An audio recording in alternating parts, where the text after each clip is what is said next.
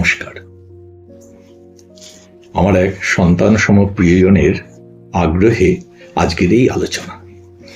আজকে আমরা যে মন্ত্রটি নিয়ে আলোচনা করব সেটি ঋগ্বেদের থেকে নেওয়া। ঋগ্বেদে 10টি মণ্ডল আছে। তার ভেতরে প্রথম মণ্ডলে 90 নম্বর সূক্তের ভেতরে অনেকগুলি মন্ত্র আছে, 9টি মন্ত্র আছে।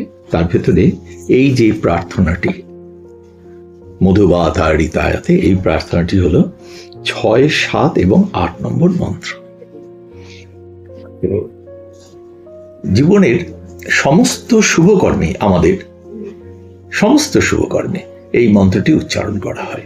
মন্ত্রটি যেমন ধ্বনি মাধুর্যে অসাধারণ, তেমনি এর অর্থ অত্যন্ত গভীর, অত্যন্ত প্রয়োজনীয় জীবনের জন্য।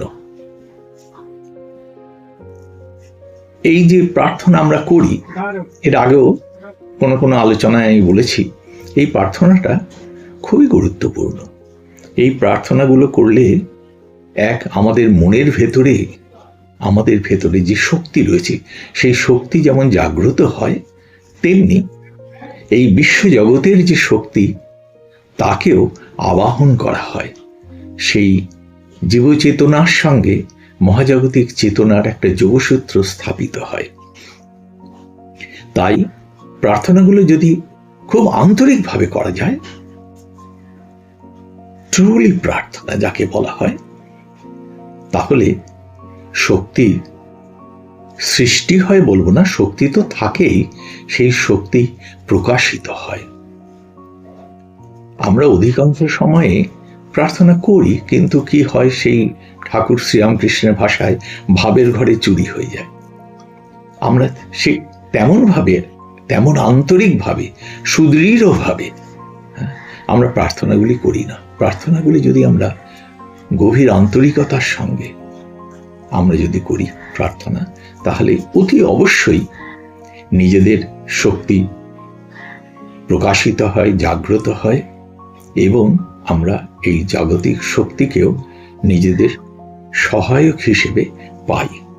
তো এই যে আমাদের প্রার্থনা, সেই প্রার্থনাটা শুরু করি আমরা সব অনুষ্ঠানে, একদম জন্ম থেকে মৃত্যু পর্যন্ত আমাদের যত অনুষ্ঠান আছে, সব অনুষ্ঠানেই আমাদের এই প্রার্থনা করা হয়। প্রার্থনা করার সময় আমরা ওঙ্কার দিয়ে শুরু করি।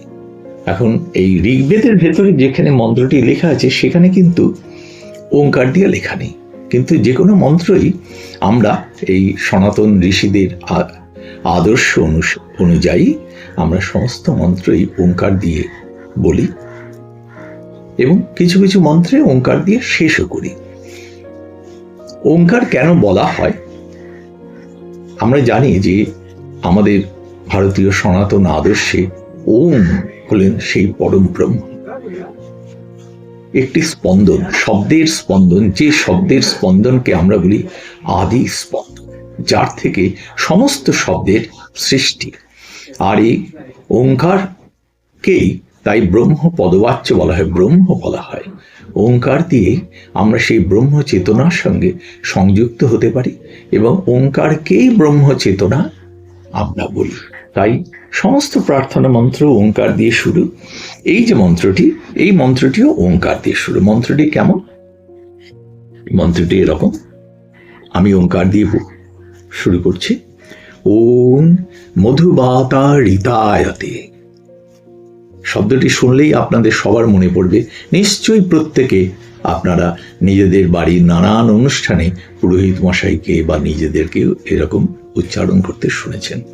ওম মধুবাতারিতায়াতে মধুক্ষরন্তি সিন্ধবঃ মাধ্যীর্ণ সন্তোষধি মধুনাক্তম উতৌষস মধুমত পার্থিবং রজঃ মধুদ্দৌরস্তু নঃ পীতা মধুমান্য বনস্পতি মধুমা অস্তু সূর্য মাধ্যীর গাব ভবন্তু নঃ।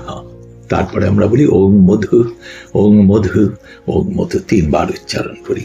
এই যে শুরু করছি কিভাবে দেখুন, শুরু করছি আমরা সেই ওঙ্কার দিয়ে, সেই ব্রহ্ম চেতনাকে আহ্বান করছি, আহ্বান করে বলছি ওম মধুবাতা ঋতায়তে।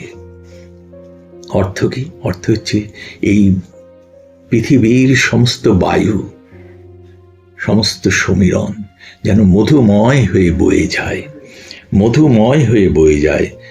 অর্থাৎ বায়ুই হলো আমাদের জীবন, আমাদের জীবন যেন মধুময় হয়।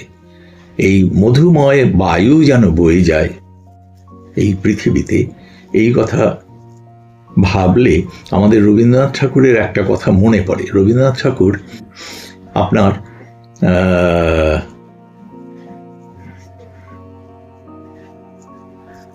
এক জায়গায় লিখেছেন, সেটা হলো যে বহিয়া যেও তুমি আমার বনভূমি, হে দক্ষিণ সাগরের সমীরণ। বহিয়া যেও তুমি আমার বনভূমি, হে দক্ষিণ সাগরের সমীরণ। সেখানে দক্ষিণ সাগরের বাতাস, অর্থাৎ শীতের পরে যখন বসন্ত আসে তখন আমাদের এখানে দক্ষিণা বাতাস, কি মধুর বাতাস, সেই বাতাস যেন আমার বনভূমি দিয়ে বয়ে যায়। অর্থাৎ আমাদের জীবনের উপর দিয়ে যেন এই মধুর বায়ু সমস্ত জীবনটাকে মধুময় করে বয়ে যায়। সেই কথা দিয়ে ঋষি শুরু করছেন যে ওম মধুবাতা ঋতায়তে। মধুবাতা ঋতায়তে, সমস্ত জীবন যেন এই বাতাস, মধুময় বাতাসে ভরে থাকে। এখন বাতাসে ভরে থাকে কেন বলছি? কারণ উপনিষদের ঋষি বলেছেন এক জায়গায় ঈশাবাস্যমিদম সর্বম, অর্থাৎ এই পৃথিবীতে যা কিছু আছে, পৃথিবী বলে নয়, এই বিশ্ব জগতে যা কিছু আছে সমস্ত কিছুর মধ্যেই সেই ঈশ্বর, অর্থাৎ সেই পরম জাগতিক চেতনা, সেই পরম ব্রহ্ম রয়েছেন। সুতরাং এই বাতাসেও পরম ব্রহ্ম। তাই আমরা প্রার্থনা করছি ও মধুবাতা ঋতায়তে, সেই ব্রহ্ম চেতনা, ব্রহ্মের যে মাধুর্যময় যে স্পর্শ, তা যেন আমাদের সারা জীবন ব্যাপী হয়ে থাকে।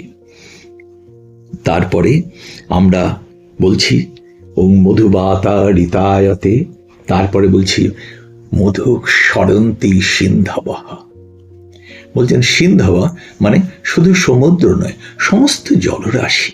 বলছেন সমস্ত জলরাশি যেন মধুময় হয়। সমস্ত জলরাশি, জলই আমাদের জীবন। সেখানে আমরা বলছি নদী, সমুদ্র, জলাশয়, যা কিছু আমাদের জীবনের সঙ্গে ওতপ্রোতভাবে জড়িত, সেই সমস্ত জলরাশি যেন মধুময় হয়। শ্বেতাশ্বতর উপনিষদে এক জায়গায় আছে, ঋষিপুরুষ বলেছেন এক হংস ভুবনশাস্য মধ্যে স এবাগ্নে সলিলে সন্নিবিষ্টা। বলছেন যে এই যে প্রাণ সত্তা, সেই এক হংস মানে সেই আত্মার কথা বলা হয়েছে, সেই প্রাণ সত্তা সে অগ্নিস্বরূপ। কিন্তু সেই অগ্নিস্বরূপ সে আছে কোথায়? বলছেন সলিলে সন্নিবিষ্টাহা, অর্থাৎ সমস্ত জলের দ্বারা পরিব্যাপ্ত হয়ে আছে, তার মধ্যে রয়েছে এই আত্মা। জলের থেকেই জীবন। এখানে ঋষিপুরুষ বলছেন যে মধু সরন্তি সিন্ধবঃ, অর্থাৎ আমাদের এই সমস্ত জলরাশি জীবনের মধ্যে যেন মাধুর্যের সঞ্চার করে। অর্থাৎ আমরা যে পরিবেষ্টিত হয়ে রয়েছি জলের দ্বারা, সেই জল যা প্রাণস্বরূপ তা যেন মধুময় হয়। তারপরে বলছেন মধুনক্তম উতোষস। প্রথমে বললেন বাতাস যেন মধুময় হয়, এবার তারপরে বললেন যেন জলরাশি সমস্ত মধুময় হয়। এবার বলছেন মধুনক্তম উতোষস, যেন এই পৃথিবীর আমাদের দিন এবং রাত্রি, রাত্রি এবং দিন, উষা শশ এবং রাত্রি এবং উষা যেন মধুময় হয়। রাত্রি মধুময় হওয়া অর্থ কি? রাত্রি মধুময় হওয়ার অর্থ হলো সারাদিনের কাজের শেষে আমরা যখন নিদ্রা যাই তখন যেন শান্তিময় আনন্দময় নিদ্রা আমরা যেতে পারি।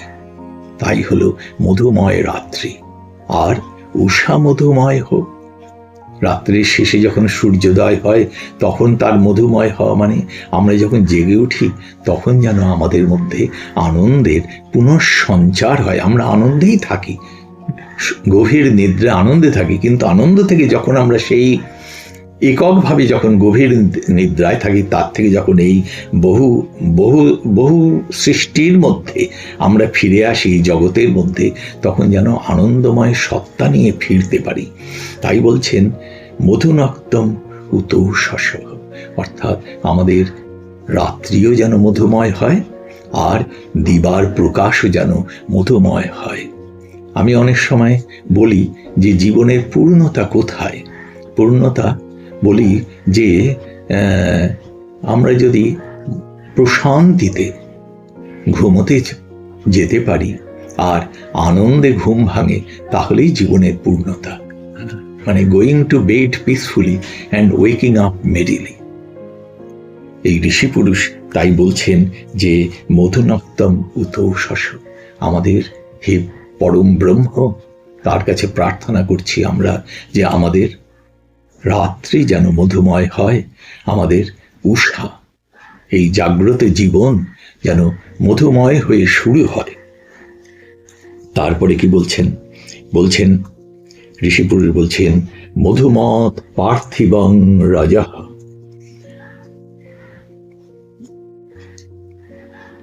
মধুক সরন্তি সিন্ধবা।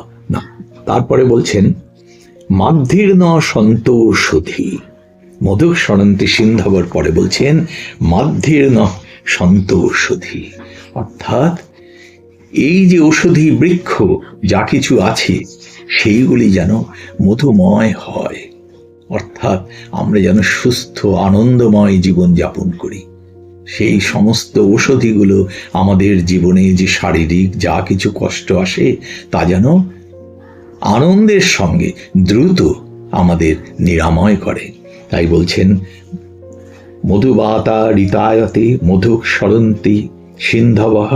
তারপর বলছেন মাধ্যীর্ণ সন্তোষধি, আমাদের সকলের এখানে একটা জিনিস আমরা সবার জন্য প্রার্থনা করছি, আমাদের সকলের জন্য যেন সমস্ত ঔষধিগুলি অত্যন্ত মধুময় হয়, আমরা যেন দ্রুত সুস্থ হয়ে উঠি কখনো অসুস্থ হলে। তারপর বলছেন ঋষি পুরুষ মধুমান্য বনস্পতি, মধুমান্য বনস্পতি না, মধুনক্তম উতৌষস মধুমত মাধ্যীর্ণ সন্তোষধি মধুনক্তম উতৌষস। মধুমত একটা বাদ গেছে, মধুমত পার্থিবং রজঃ, মাঝখানে বলছেন যে মধুমত পার্থিবং রজঃ, এই পৃথিবীর ধূলিকণাগুলি যেন মধুময় হয়। ধূলিকণাগুলি মধুময় হওয়ার কি অর্থ? এই ধূলিকণা থেকেই তো আমাদের সৃষ্টি, এই ধূলিকণাতেই আমাদের লয়। কাজেই যে উপাদান থেকে আমাদের সৃষ্টি, সেই উপাদানগুলি যদি মধুময় হয় তাহলে তার সৃষ্টি যা কিছু তা সবই মধুময় হবে। তাই ঋষি পুরুষ প্রথমে বলছেন জীবন যেন মধুময় হয়, বাতাস যেন মধুময় হয়। তারপরে বলছেন যে এই পার্থিবং রজঃ, এই পৃথিবীর এই যে ধূলিকণা তা যেন মধুময় হয়, অর্থাৎ ধূলিকণা থেকে সৃষ্ট আমরা সবাই যেন মধুময় হই। বলছেন মধুনক্তম উতৌষসু মধুমত পার্থিবং রজঃ। তারপর বলছেন মধুর দৌরস্তু নঃ পিতা। ক্রমশ আমাদের চেতনার বিস্তার ঘটাচ্ছেন ঋষি পুরুষ। আস্তে আস্তে যেমন নিজের জীবনে আমাদের নিজের জীবনের কথা ভাবছি, তারপরে আমরা কি প্রার্থনা করছি, জলরাশি মধুময় হোক, ধূলি রাশি মধুময় হোক। তারপরে বলছেন যে মধু দৌড়স্তু নঃ পিতা। নঃ পিতা মানে খালি আমাদের পিতা বাবার কথা নয়, পিতা অর্থে সমস্ত গুরুজন, শ্রদ্ধেয়জন, বাবা মা, আমাদের আত্মীয় স্বজন, প্রতিবেশী, বন্ধু, যারা সকলে পিতৃ সম, মাতৃ সম, তারা যেন মধুময় হয়। তারা মধুময় হয় মানে আমরা যেন তাদের প্রতি শ্রদ্ধাশীল থাকি, তবেই তো তাদের মাধুর্যকে আমরা বুঝতে পারবো, উপলব্ধি করতে পারবো। যে সন্তান তার পিতামাতার প্রতি শ্রদ্ধাশীল নয়, সে কি পিতামাতার স্নেহকে কখনো উপলব্ধি করতে পারে? করতে পারে না। এই আমরা বলছি, ঋষি পুরুষ বলছেন মধু দৌড়স্তু নঃ পিতা। আমাদের সকলে পিতৃপুরুষ, মাতৃপুরুষ মানে যারা গুরুজন, তারা যেন মধুময় হয়, অর্থাৎ আমরা তাদের প্রতি অত্যন্ত শ্রদ্ধাশীল এবং কর্তব্যপরায়ণ হই। তবেই তাদের যে জীবনের, তাদের স্নেহের মাধুর্য আমরা উপলব্ধি করতে পারবো। আস্তে আস্তে চেতনার বিকাশ করছে, বিস্তার ঘটছে।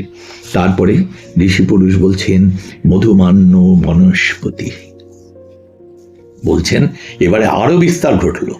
এবারে আমাদের জীবন থেকে চলে গেলেন বৃক্ষকুল, ফ্লোরা অ্যান্ড ফনা, এই জীবকুল, বৃক্ষকুলে বলছেন মধুমান্য বনস্পতি।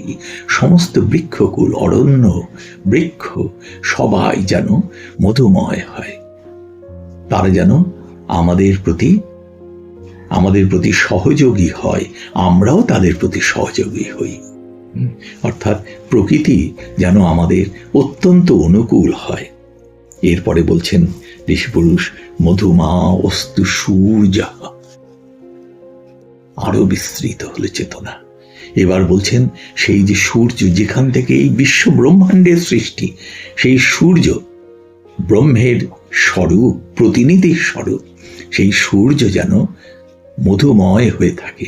অর্থাৎ সূর্যের যে শান্ত প্রশান্ত রূপ আমাদের জীবনের যা কিছু পরিপুষ্টিকারক, সমৃদ্ধিকারক, সেই রূপ যেন আমরা সবসময় পাই সূর্যের কাছ থেকে।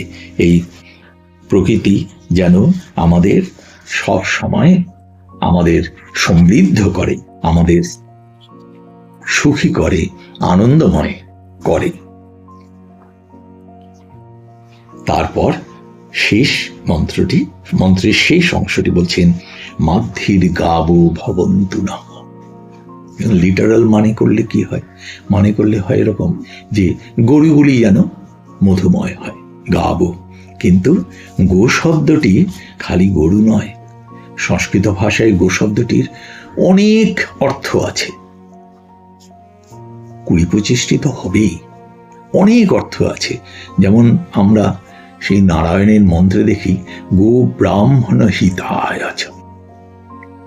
তাহলে কি নারায়ণ পরম ঈশ্বর, তিনি খেলে ব্রাহ্মণ আর গরুরই হিত করেন, আর কারোর হিত করেন না। এখানে গো শব্দ হলো গো ব্রাহ্মণ হিতাচ। ব্রাহ্মণ শব্দের অর্থ যাদের ব্রহ্ম চেতনা হয়েছে, শুধু তাদের, ব্রাহ্মণ বংশে জাত ব্রাহ্মণ তার কথা নয়, ব্রহ্ম চেতনা যাদের হয়েছে তাদের, এবং বাদ বাকি সমস্ত বিশ্বজগৎ। গো শব্দের অর্থ হলো সমস্ত বিশ্বজগৎ, সবার হিতের জন্য তিনি নারায়ণ। তা গো শব্দ এখানেও মাদ্ধির গাবো ভবন্তু নঃ, প্রাচীন ঋষি তিনি খালি গরুগুলি মধুময় হোক তা বলতে চাননি, উনি বলতে চেয়েছেন সমস্ত বিশ্বজগৎ যেন মধুময় হয়। আমরা কি দেখলাম যে এই প্রার্থনাটা শুরু হলো নিজেকে নিয়ে, তারপর আস্তে আস্তে চেতনার বিস্তার ঘটতে শুরু হলো। প্রথমে শুরু হলো ওম মধুবাতারিতায়তে, এই বাতাস যেন মধুময় হয়। আমি নিঃশ্বাস নিচ্ছি বা আমরা নিঃশ্বাস নিচ্ছি, এই প্রশ্বাস নিচ্ছি, নিঃশ্বাস ছাড়ছি, এই যে প্রশ্বাস এবং নিঃশ্বাস সে যেন মধুময় হোক। তারপরে কি বললেন মধু সরন্তি সিন্ধবাহা, সমস্ত জলরাশি, সমুদ্র, নদী, জলাশয় সব যেন মধুময় হয়। তারপরে বলছেন মাধ্যীর্ণ সন্তোষধি, অর্থাৎ আমাদের যা কিছু ঔষধি, জীবনকে সুস্থ রাখার যা কিছু সহায়ক, যা কিছু ভেষজ, তা যেন মধুময় হয়। দ্রুত আমরা অসুস্থ হলে আরোগ্য লাভ করি, আমরা যেন আনন্দময় সুস্থ জীবনে থাকি। তারপর বলছেন মধুনত উতৌষস, আমাদের দিন এবং রাত্রি যেন মধুময় হয়। বলছেন মধুমত পার্থিবং রজঃ, চেতনা আরো বিস্তৃতি লাভ করছে, যে এই পৃথিবীর সমস্ত ধূলিকণা যেন মধুময় হয়, আনন্দময় হয়। তারপর বলছেন মধুদৌরস্তু নঃ পিতা, সমস্ত যারা আমাদের বয়স্ক গুরুজন, শ্রদ্ধেয়জন, তাদের প্রতি যেন আমরা শ্রদ্ধাশীল হই, অর্থাৎ তাদের ব্যবহারের, তাদের স্নেহের যে মাধুর্য, তা যেন উপলব্ধি করার ক্ষমতা হয় আমাদের। তারপরে বলছেন মধুদৌরস্তু নঃ পিতা মধুমান্য বনস্পতি, সমস্ত বিশ্ব জগতের যা কিছু বৃক্ষ, যা কিছু প্রকৃতি, তা যেন মধুময় হয়। তারপরে আরো বিস্তৃতি মধুমা অস্তু সূর্য, এই সূর্য যা আমাদের সমস্ত সৃষ্টির মূল, পরিপালনের মূল, তা যেন সব সময় আমাদের অনুকূলে থাকে, আমরা যেন তার থেকে সমৃদ্ধি, স্বাস্থ্য, আনন্দ, জ্ঞান সব কিছু ঠিক মতো অর্জন করি। আর শেষ বলছেন মাধ্যের গাবো ভবন্তু নঃ, অর্থাৎ আর বিশ্ব ব্রহ্মাণ্ডের যা কিছু, সমস্ত কিছু মধুময় হোক। এইভাবে এই এক অসাধারণ প্রার্থনা, যে আমাদের জীবন, প্রত্যেকের জীবন, জীব, বৃক্ষ, সকল বস্তু যা কিছু আছে এই বিশ্ব ব্রহ্মাণ্ডে সমস্ত আনন্দময় হোক, কল্যাণময় হোক। এই প্রার্থনা এক অসাধারণ, হাজার হাজার বছর আগে ঋগ্বেদের ঋষি এই প্রার্থনা করেছেন। সেই প্রার্থনাকে পরবর্তীকালে আমরা আমাদের সমস্ত শুভকর্মে অঙ্গীভূত করে নিয়েছি। সুতরাং এই প্রার্থনাটি একটি অসাধারণ প্রার্থনা। আমরা যদি হৃদয়ের অন্তঃস্থল থেকে খুব গভীরভাবে এই প্রার্থনা করি, তাহলে আমাদের মনের ভেতরে প্রশান্তি আসবে। আমরা এমন কাজ করতে বাধাপ্রাপ্ত হব যে কাজ আমাদের কল্যাণের নয়। মনের ভেতরে আমরা যদি আন্তরিকভাবে প্রার্থনা করি, তাহলে আমাদের সবসময় এই প্রচেষ্টা থাকবে যে আমরা ভালো কাজ করি সকলের কল্যাণের জন্য, সকলের আনন্দের জন্য। তো আমি বলবো, আসুন আমরা সবাই একসঙ্গে এই প্রার্থনাটি আবার করি। আমার সঙ্গে বলুন, ওম মধুবাতারিতায়তে মধুক্ষরন্তি সিন্ধবঃ মাধ্যীর্ণঃ সন্তোষধি মধুনক্তম উতৌষস মধুমৎ পার্থিবং রজঃ মধুদৌরস্তু নঃ পিতা মধুমান্য বনস্পতি মধুমা অস্তু সূর্যঃ মাধ্যীর গাবো ভবন্তু নঃ। ওম মধু, ওম মধু, ওম মধু।